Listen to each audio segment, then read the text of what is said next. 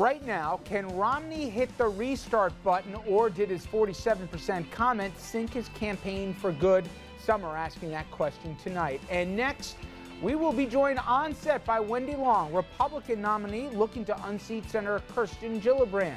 And later, we hear from the Brooklyn Borough President, Marty Markowitz, on how his borough is no longer living in the shadow of its big brother across the river. Good evening, everybody, and welcome to RFL. I'm Richard French. We'll get to those subjects and many more over the next 60 minutes. But first of all, thanks a lot for joining us this Thursday evening, September 20th. As I said, a lot to get to. We begin with the sand that seems to be running out of the Romney hourglass. 4 weeks ago tonight, Republican convention coming to an end in Tampa, and 2 weeks from now, we're already going to have the first presidential debate under our belts. Time, as they say, is starting to fly here. We got just 47 days from today till we will be counting the numbers and coloring those maps red and blue.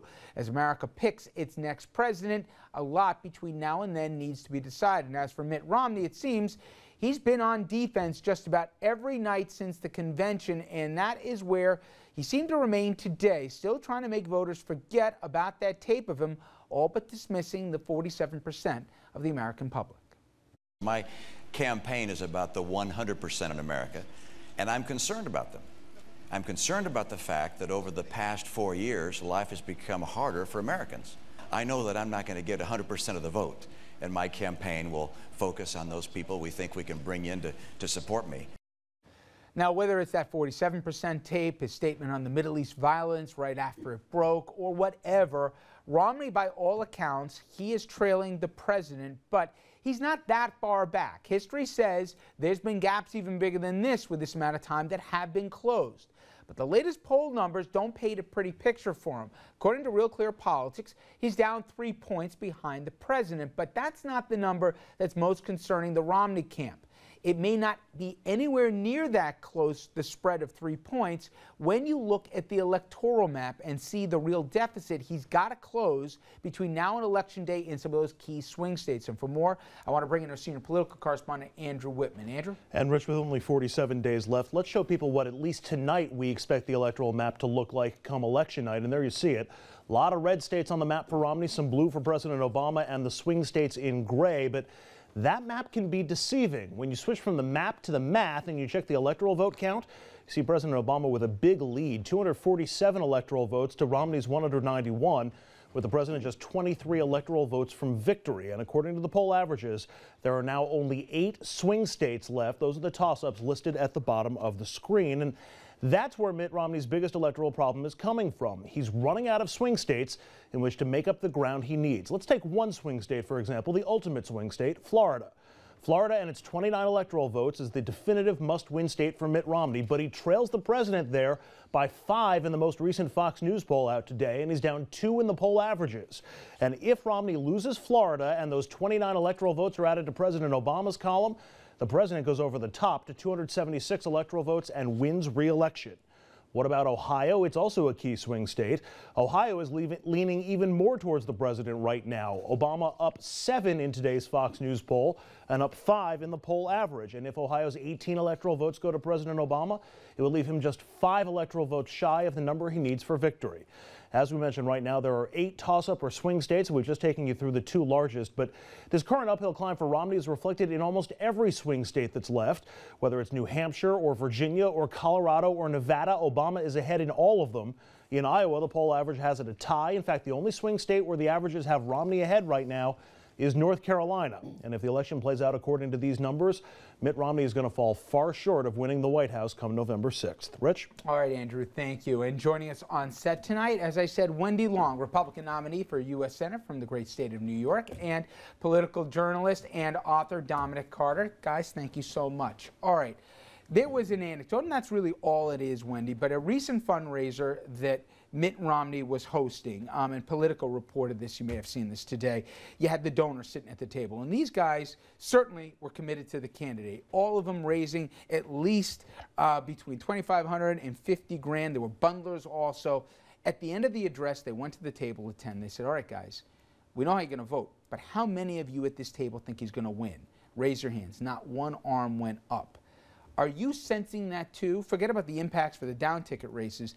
that not a lot of folks believe here tonight that the standard bearer for the Republican Party is going to somehow, some way, get out of his own way and win this thing come November 6th? I think this country is in such bad shape, Richard, that there are a lot of people out there who say it feels a lot like 1979. And you remember, nobody said Ronald Reagan could win. He was down in the polls, and look what happened in 1980. So I think there's such a long time before Election Day. I think he's still going to win, and I didn't hear about the meeting you're talking about. Don't know the context. And it's just anecdotal, to be fair. What's 10 guys at a table? But a lot of people thought it was illustrative of this. But I guess the challenge, and I think your point is, you're absolutely right. Jimmy Carter was up. Reagan was down. He obviously did very well for himself in the debates. There you go again, and the other lines we remember. But I don't think anyone's confusing Ronald Reagan with Mitt Romney right now. Mitt Romney's inability to connect and relate like Reagan did back then, and the optimism of the Reagan campaign, the whole Morning in America, the whole idea here that, hey, better times ahead. Mitt Romney seemingly is on a self-destruct mission with some of the comments. And I'm just asking from your perspective, you're running on one of those downstate tickets. Listen, Linda McMahon, across the border, who's in your state, she, try to separate herself from the comments. Not far from us in Massachusetts, Scott Brown said, he doesn't speak for me here. I know what it's like to be on the bottom end here. And nobody wants to be in that category. I don't agree with Romney. Said he has to make your job and others like you more difficult around this time. Well, I'm running my own race. Everyone's running their own race.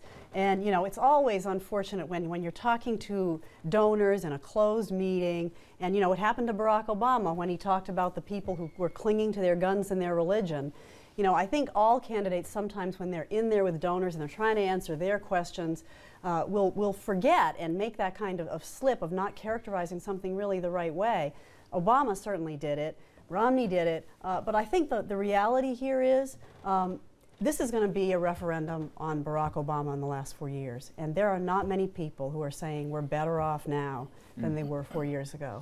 The strategy, though, Dom, on that one has been a lot of people thought, just like Wendy put out there, that, hey, if he just stays out of his own way, the idea 4 years ago and where we are today.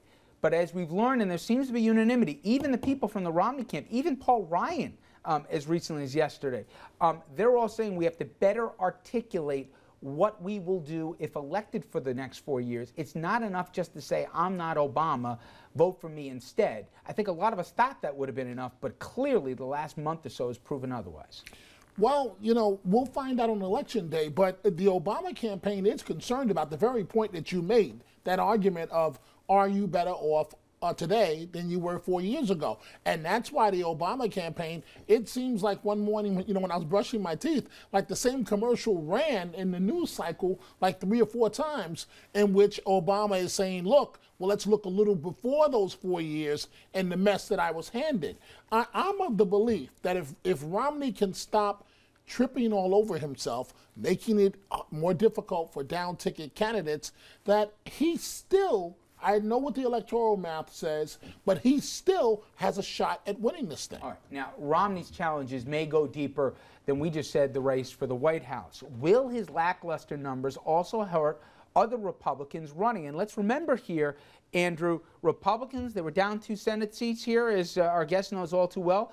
Good bet money said they at least were going to be even. They might have taken back the Senate. They still might, but the odds were in their favor a few months ago. Recent numbers suggest here it's going to be more of an uphill climb. We're seeing a closing of the gap in places where we thought Republicans were going to win easily, and we're seeing Democrats ahead in states that were either toss-ups or where we expected Republicans to lead. Let's start in Nevada, where Republican incumbent Dean Heller is up just about 1.5 points right now on his Democratic challenger. Wisconsin, you're also seeing that. Tammy Baldwin has moved in front in the poll averages of Tommy Thompson in that Senate race.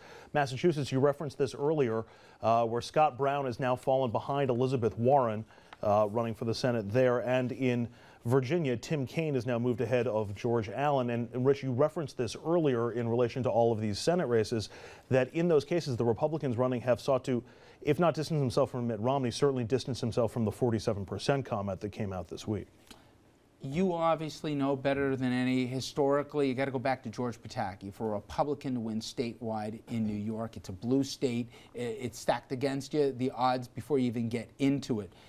How much, though, do you need top of the ticket? You've looked at the historicals here. You need a candidate at least to keep the thing close so that you don't have to overcome, you know, the state breaking by 10, 15 points for the presidential nominee. We know Obama's going to win New York. Have you figured out the metrics, how close it's got to be to give you a fighting shot? First of all, Richard, we don't know that Obama's going to win New York. I really have faith in Mitt Romney. Even money? I really have. Not 10,000. I have faith in Mitt Romney. I mean, when you look at him, part of his problem is he is such a stark contrast to the current occupant of the White House when it comes to one great quality that I think a lot of great American presidents have had, and that's humility. He's really a humble man. He views himself as a public servant. And it's such a stark contrast to the arrogance of President Obama and of his administration. With all due respect, Wendy, you asked the general person, in fact, a poll was just commissioned, of all the numbers we've thrown out, to me this is the most startling one. When asked who relates more to middle-class voters, the president, by 60 to near 70%, they said he did, and Mitt Romney was less than 30%. Since Gallup has been conducting the poll, they've never seen a gap even approaching it. So for all the humility, he might be a great guy, might be a terrific father, terrific husband, I have no doubt of all the following. The comments of where he thinks the middle class starts and ends, $200,000 to $250,000, he said it this week, his comments about all the other things I don't have to remind everybody about.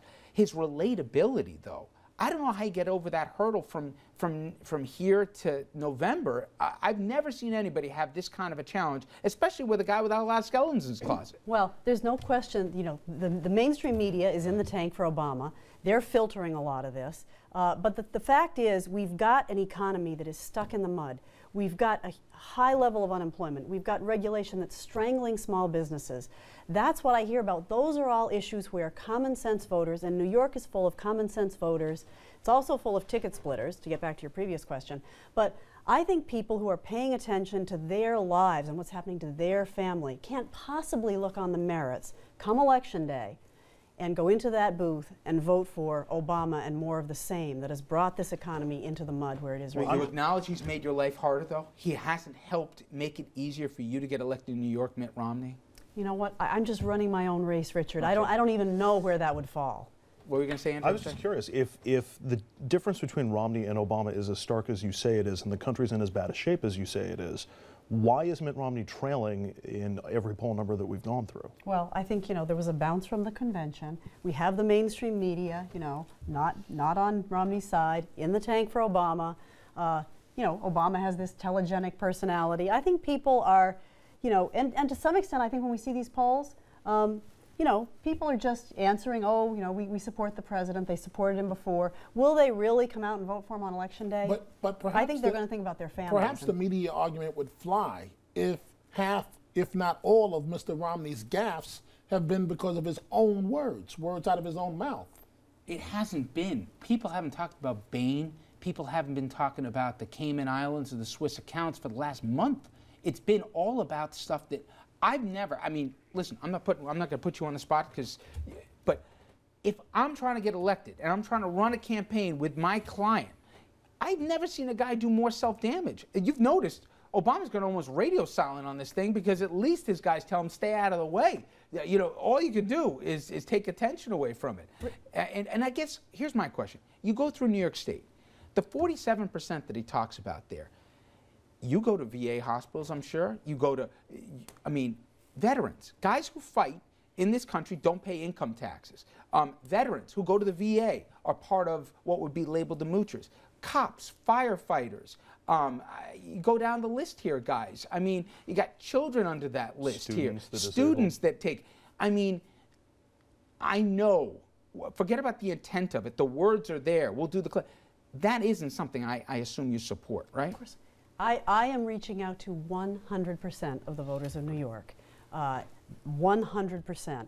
I think, honestly, Mitt Romney is too. I think that was just badly phrased. It wasn't what he meant to say. It was trying to, whenever candidates begin to answer these political questions, instead of talking about the substance, this is the kind of thing that happens, and it happens to everybody. It happened to Barack Obama.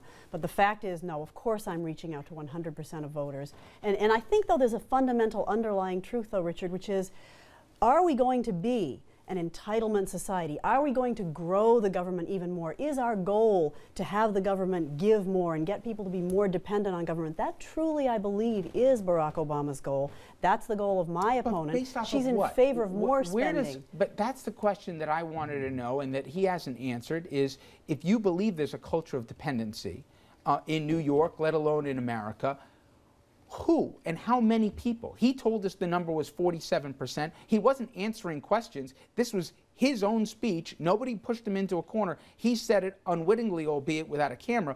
How many people, if we do have this culture of dependency, are living off the government? What's the number and who are they? Well, I don't know exactly what the number is, but certainly it's not the 47%. That's broken down in the exact way you suggested. There's all sorts of components of that that are not part of the culture of dependency.